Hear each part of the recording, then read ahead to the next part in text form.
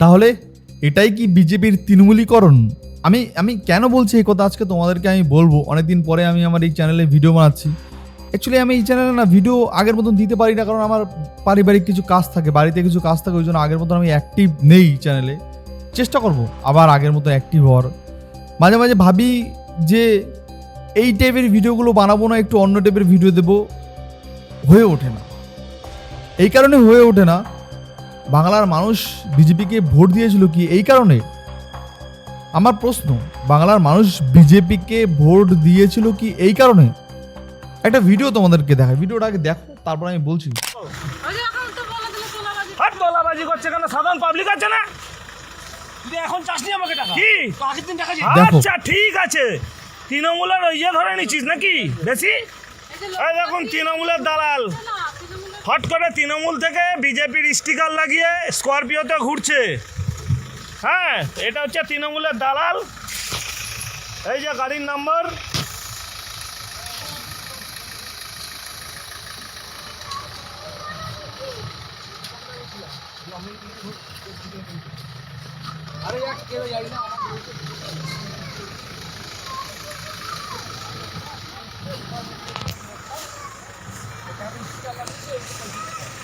অবশ্যই কৈফিয়তটা দিতেই হবে। আমরা সাধারণ পাবলিক হয়ে মার খাবো, আর তুই মানে তৃণমূল থেকে এসে স্টিকার লাগিয়ে ঘুরে বেড়াবি নাকি?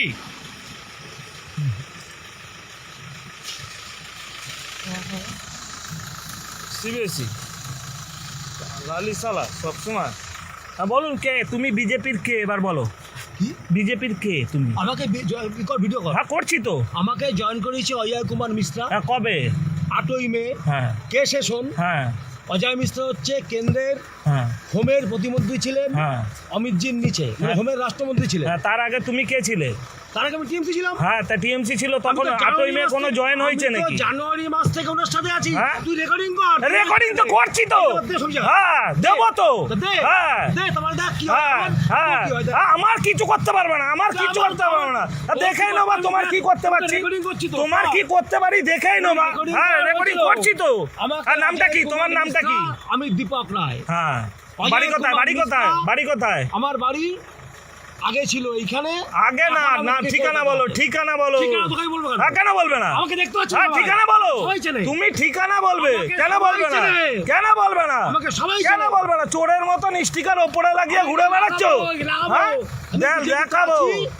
তুই তৃণমূলের দালাল, তৃণমূলের দালাল তুই। তুই তৃণমূলের দালাল। ভালো করে বলছি, আমি ভালো করেই বলছি। একদম ভালো বলিস না। তৃণমূলের দালাল, এখনো বুঝতে তুই পারছিস? তৃণমূলের দালাল, এখনো কিছু বুঝতে তুই পারছিস? তৃণমূলের দালাল। আমি ভাষা খারাপ করি নাই, ঠিক করে বল। তৃণমূলের দালাল তুই। ভাড়া ঠিক করে বল। হাঁটুর বয়সী। ভাড়া ঠিক করে বল ভাষা। হাট। কর। যেখানে ইচ্ছা হাট। কর। আমি তো আর তুই আমার বাল ছিঁড়ে নিবি, বাড়া যা খুশি ইচ্ছা করে নিবি। শালা কিছুদিন আগে শালা তৃণমূলের ঝান্ডা নিয়ে করছিস, এখন বিজেপির স্টিকার মেরে ভারতীয় জনতা পার্টি করছিস। বড় বড় আর তোর অবস্থা খারাপ করে দেবো শালা। তুমি একা বলতে যাও আর সব আসবে, সব আসবে, সব আসবে। চল সব চুপ কর না। দেখুন, আজকে হয়তো আমাকে অনেকে গালি দেবেন যে তুমি বিজেপির বিপক্ষে কথা বলছো, বিজেপির বিরোধিতা হয়ে কথা বলছো। আচ্ছা একটা কথা বলুন তো, এই যারা আপনারা ভাবছেন, আপনারা যারা থাম্বনেল টেক্সট দেখে বা থাম্বনেল লেখা দেখে ভিডিওতে ঢুকেছেন, আপনারা হয়তো ভাববেন যে আজকে ও কি বলছে, এসব মাথা খারাপ হয়ে গেছে নাকি, কি ভিডিও দেখাচ্ছে এসব। অনেকে আবার গালাগালি কথা দেওয়ার কথা হয়তো ভাববেন আমাকে, কারণ আমি এতদিন আবার একটু অন্য টাইপের ভিডিও বানাচ্ছি, এখন আবার কি থাম্বনেল লিখে ফেলেছি।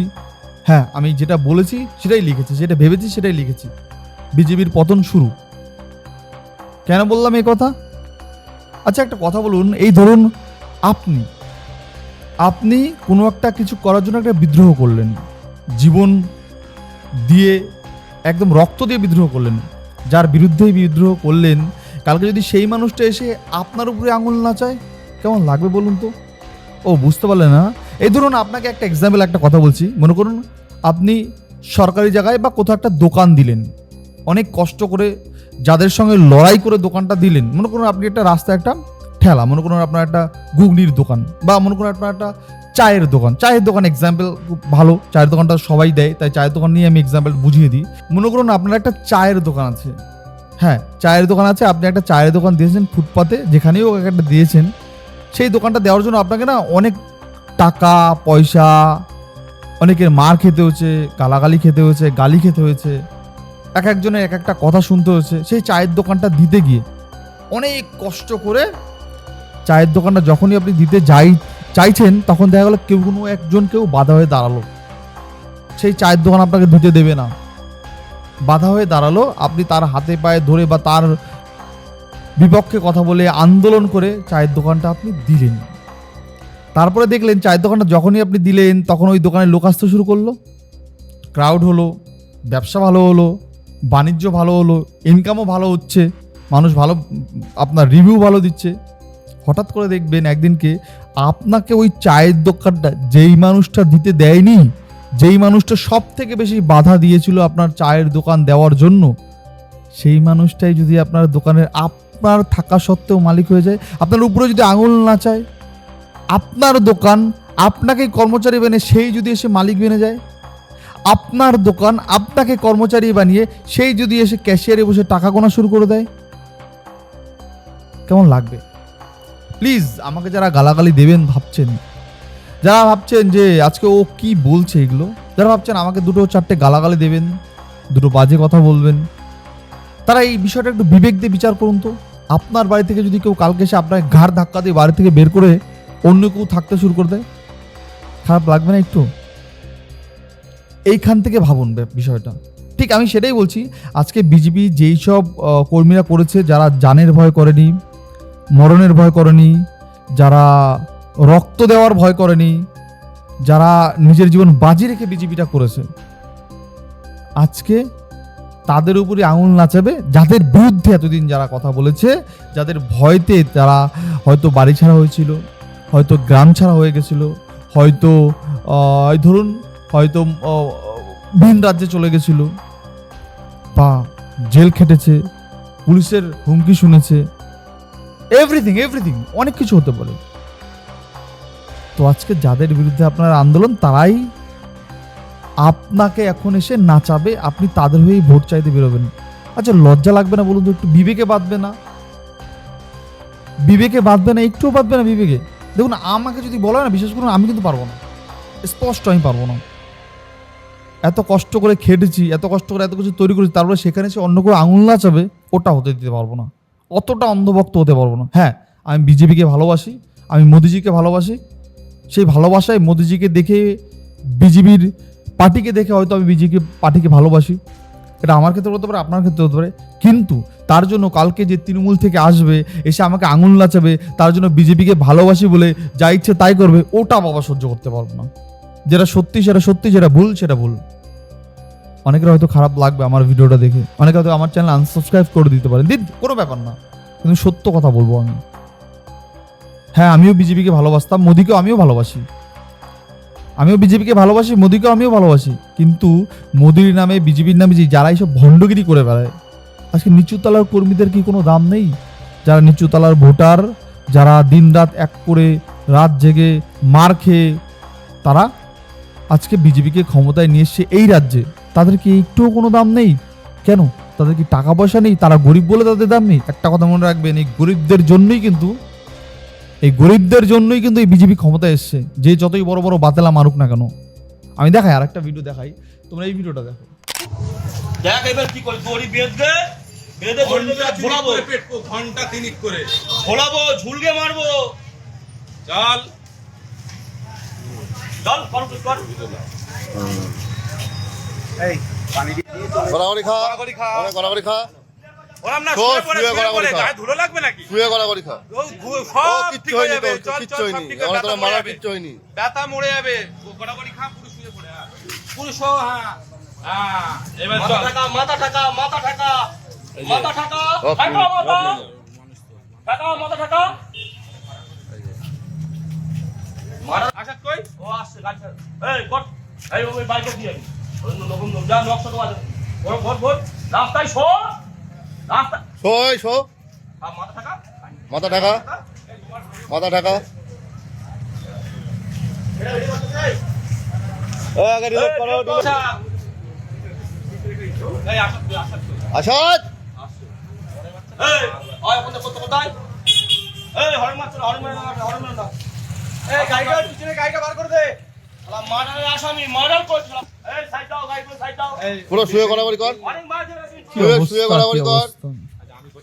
জুতোটা ভর ওই বেল্টটা ওর বেল্টের মধ্যে ভর ওর প্যান খোল বেল্টে পড়ো বলবে ওই গলা ঘোলা এই শো পুরো শো তোর মাথায় তোর হেলে শুয়ে কর দেখুন কতটা লজ্জাজনক ঘটনা।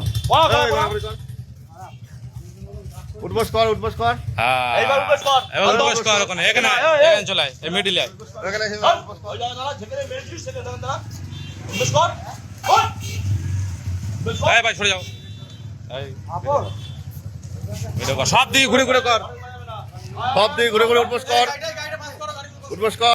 না একটু বলে দিই আপনাকে, এ ঘটনা বারাসাত তৃণমূল কর্মীকে মানুষ রাগে ক্ষোভে এই কাজ করেছে। তিনি ওইখানে তৃণমূল সাম্রাজ্য চলাকালীন বেশ ভালোই মানুষকে জ্বালিয়েছে, অত্যাচার করেছে।